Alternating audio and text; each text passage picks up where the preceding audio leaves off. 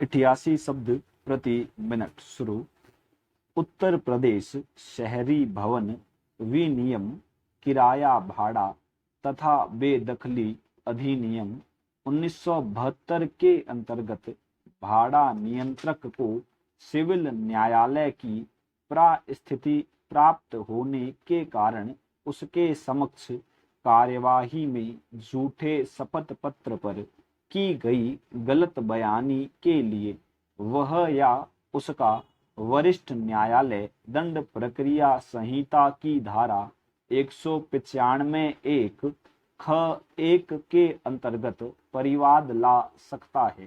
ताकि अभियुक्त के विरुद्ध दंड संहिता की धारा 193 के अधीन कार्यवाही की जा सके। जब तक इस प्रकार परिवाद शिकायत प्रस्तुत नहीं किया जाता,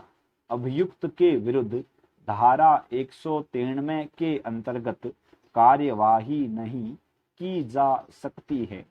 जहां धारा 193 के अपराध के लिए विचारण में वारंट मामले की प्रक्रिया अपनाई जाने के बजाय समन्स मामले की प्रक्रिया अपनाई गई हो तो विचारण दूषित प्रभावहीन माना जाएगा, क्योंकि इससे आरोपित व्यक्ति को वारंट मामले में उसे मिलने वाली सुविधा से वंचित रखा गया था। अगनूरू जया रामुलू कुर्नुल बनाम मोहम्मद अफजल मियां कुर्नुल एवं एक अन्य के वाद में दावेदारों ने मोटर यान अधिनियम 1988 के अंतर्गत प्रतिकर की राशि बढ़ाई जाने के लिए उच्च न्यायालय में सिविल अपील प्रस्तुत की। दावेदार निर्दोषिता से नहीं आए थे। मामले के अभिलेख का अवलोकन करने से ज्ञात हुआ कि दुर्घटना उनकी स्वयं की उपेक्षा अथवा योगदायी उपेक्षा जो 50% से कम नहीं थी से हुई थी। प्रथम दृष्टया साक्ष्य से दर्शित हुआ कि दावेदार ने अपने मित्र जो अभिकथित रूप से उसके साथ यात्रा कर रहा था से तथा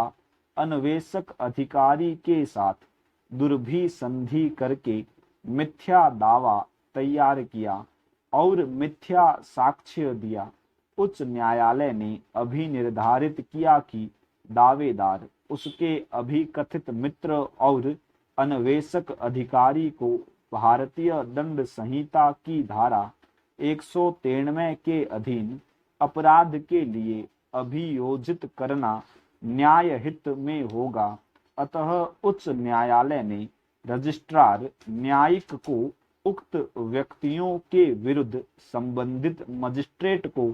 परिवाद फाइल करने के लिए निर्देशित किया। अफजल बनाम हरियाणा राज्य के वाद में उच्चतम न्यायालय ने जनवरी 17, 1996 के निर्णय द्वारा हरियाणा राज्य के आईपीएस पुलिस अधिकारी एमएल अहलवट को न्यायालय में प्रस्तुत किए जाने वाले रिकॉर्ड में हेरा फेरी तथा मिथ्या साक्ष्य गढ़कर आगरा के 2 बालकों का व्यपहरण कर उन्हें अवैध रूप से निरोध में रखे जाने के आधार के लिए धारा 193 भारतीय दंड संहिता के अंतर्गत 1 वर्ष के कारावास से दंडित किए जाने को न्यायोचित ठहराया।